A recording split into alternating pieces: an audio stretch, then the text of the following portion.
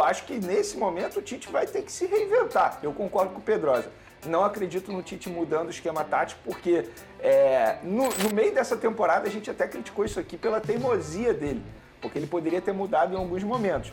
Mas, querendo ou não, mesmo com muitos desfalques, o Tite continua tendo boas opções. Fala, nação, sejam muito bem-vindos ao Flamengo Informe Agora. Vamos acompanhar as últimas novidades sobre o Mengão e como a imprensa vem analisando os próximos passos do Flamengo na temporada, que vai enfrentar o Bahia pelo segundo jogo da Copa do Brasil. Também teve a apresentação oficial do Gonzalo Plata, o equatoriano, que chega ali como um grande ponto ali de interrogação, porque a gente não sabe se ele pode ser um espetáculo pelo Flamengo ou se pode ser um jogador que vai deixar a desejar, até porque não tem tanta mídia como o Alexandre ou até o Michael ou o próprio Alcaraz, que chegou, ganhou o cartão vermelho, arrumou uma treta logo no jogo de estreia contra o Corinthians. Então assim, é um jogador que se espera bastante dele, do Plata no caso, porque é alguém que estava no futebol do Catar, é um jogador jovem, se render bem no Flamengo pode ser vendido por um valor muito mais alto do que o Flamengo comprou e pode ser muito importante também agora com esses diversos desfalques na equipe rubro-negra. O Vene Casagrande trouxe informações, falou também sobre o que esperar do novo ataque do Flamengo. Tudo isso e muito mais hoje aqui no Flamengo Informa. Antes de começar, pedimos que deixe o like, inscreva-se no canal para não perder nenhuma novidade, é claro. Deixaremos na descrição o link do programa SBT Esportes Rio para que vocês possam acompanhá-los na íntegra. Pela ponta direita, um jogador rápido, veloz, acho que vai ajudar bastante o técnico Tite nesse setor ofensivo e quem sabe pode formar uma dupla de ataque com o Gabigol, que a gente pode ver na imagem ali os dois juntos, mas eu fico muito na dúvida se de fato o Tite vai utilizar o Gabigol como o reserva imediato do Pedro. Acho até que o Bruno Henrique pode ganhar mais chances com o técnico Tite. E como ficaria, Vene? Aí depende. Eu acho o seguinte, o Luiz Araújo ele tem que ser titular. Se a gente parar e analisar momento, ele, se não é o melhor jogador do Flamengo ao lado do Gerson, é um dos melhores ali, é top 3. O Luiz Araújo, para mim, tem que ser titular. Em todos os momentos, sempre que ele foi utilizado, o Luiz Araújo, ele sempre performou. Não. Ele não é um cara Eu vou discordar num primeiro momento. Inclusive, eu sempre elogiei ele aqui nesse programa, falar pra você, não quer me dar. Teve momento que ele deixava a desejar, tomada de decisão, enfim, ele evoluiu bastante. Taticamente falando, sempre foi um jogador muito importante, porque ele sabe jogar muito sem a bola. Muito sem a bola, é um jogador extremamente importante. Mas ele evoluiu na tomada de decisão dele, evoluiu também a parte física, tanto é que, se eu não me engano, é o jogador que tem mais partidas, não a maior minutagem. Mais partidas com a camisa do Flamengo na temporada. Ele tem que ser titular, na minha opinião. E aí o Tite, que numa entrevista coletiva recente disse que é um camaleão, que ele gosta e se adapta rapidamente às dificuldades, agora ele vai ter que ser um camaleão de fato, porque não dá para ele manter o esquema tático que ele tanto gosta. Eu acho que sem o Pedro, eu colocaria um 4-4-2 clássico. E aí ele tem que ver nos treinamentos quem vai se destacar. Se o Gabigol vai pedir passagem, se o Bruno Henrique vai ser esse jogador. Seria o Luiz Araújo e o Bruno na frente, no 2? Eu botaria isso. Num primeiro momento, eu botaria o Luiz Araújo e o Bruno Henrique. Eu acho que pode dar certo. E você faria como, Pedrosa? Quem seriam os teus 4? Pulgar, De La Cruz, Arrascaeta e Gerson? E Gerson. Seria o meu meio-campo. Olha, Fernanda, é muito complicado você mexer na estrutura da sua equipe durante a temporada, né? Ao mesmo tempo, você tem que encontrar soluções quando existem as lesões acontecendo.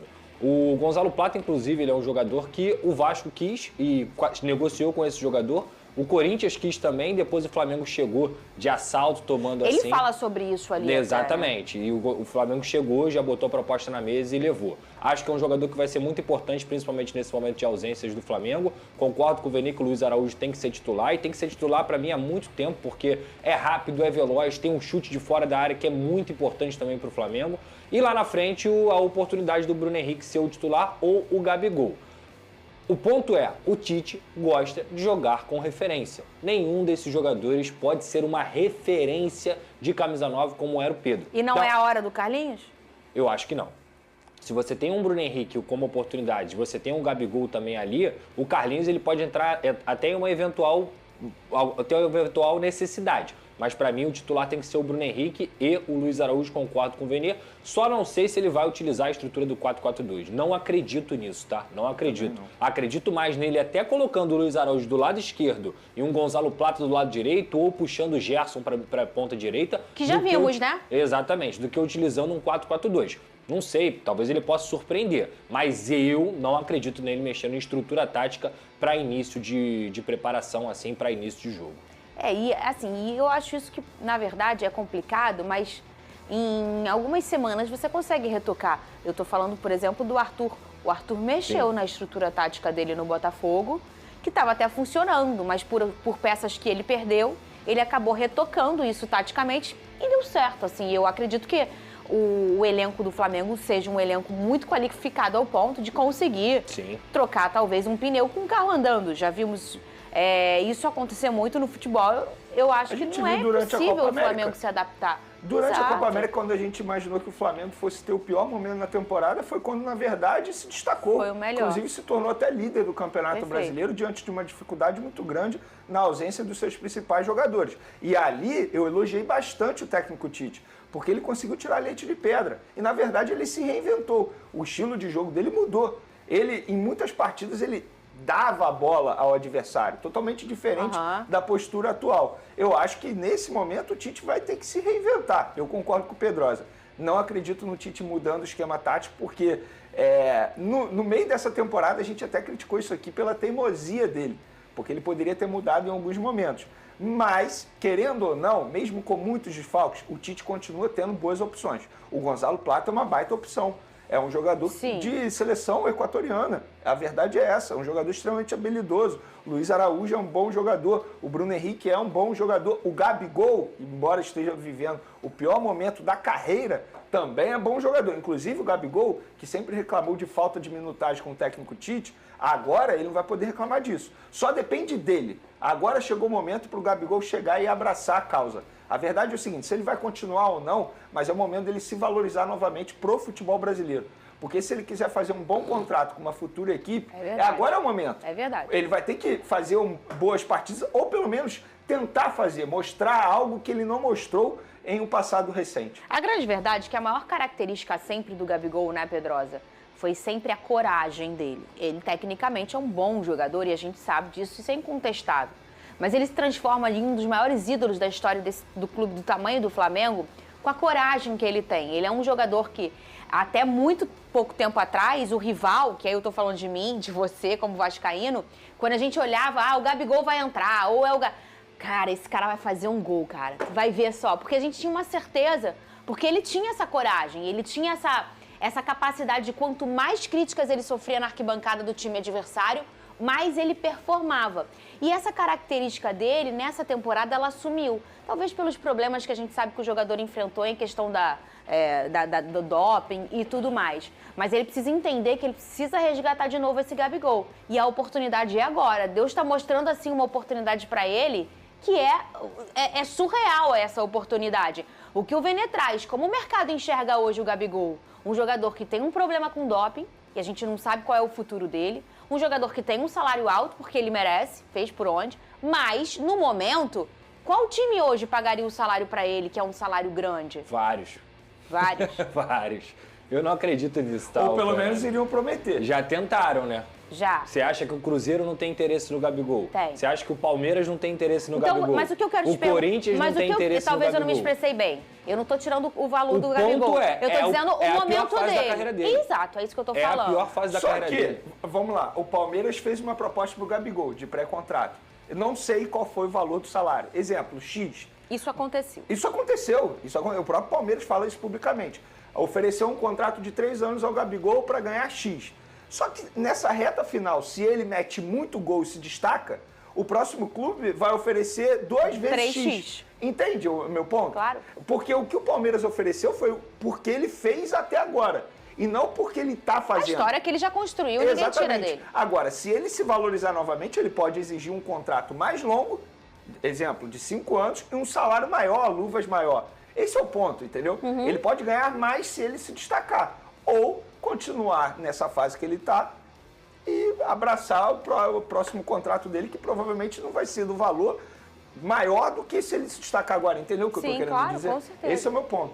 Não concorda?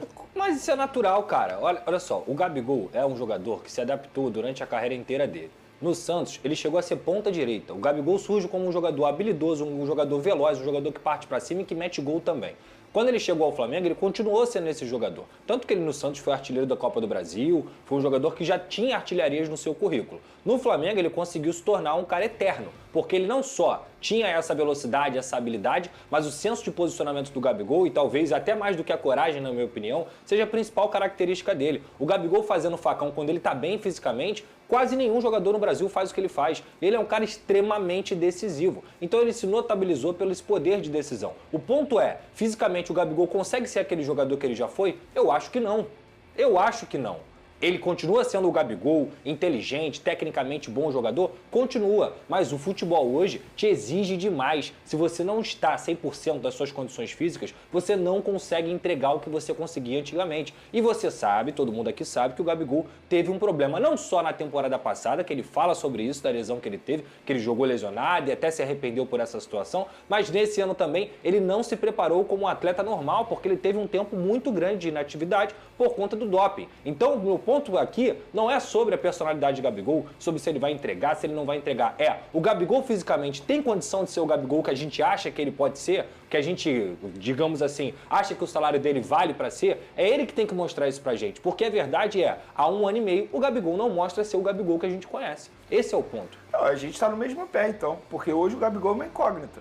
É uma Então, mas incógnita. é isso que eu tô falando, isso. gente. Eu gosto muito Quando dele, eu falo da mas aí coragem, tem a outros coragem pontos. não é uma valência Sim. na parte física. Mas quando eu digo a coragem, eu digo todas essas qualidades físicas que ele tem, que eu entregava essa capacidade de querer e poder. Sim. Porque eu posso querer e posso não poder, correto?